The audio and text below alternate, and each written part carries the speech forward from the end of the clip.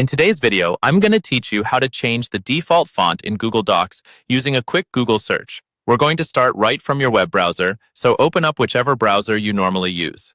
In the address bar at the top, type in "How to change the default font" in Google Drive and press Enter.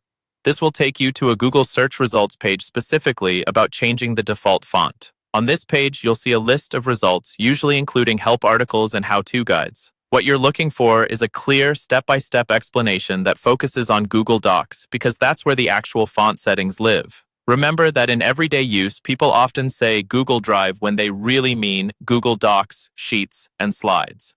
For changing text fonts, we'll be working inside Google Docs.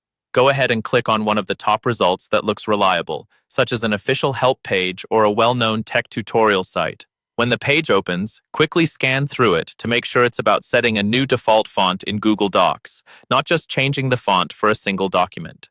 Most of these guides will walk you through the same basic approach. You'll open a blank Google Doc, change the font to the one you want to use all the time, adjust the size and any basic formatting you like, and then save those settings as your default style.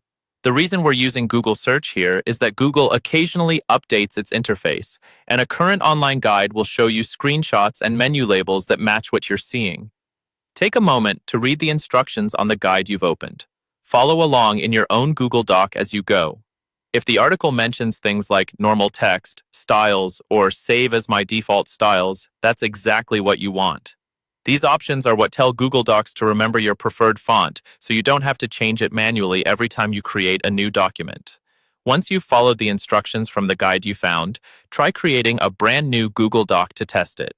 If everything worked, your new default font and size should appear automatically when you start typing. And that's all there is to it. Use a focused Google search, open a trusted guide, and follow it step by step to update your default font in Google Docs.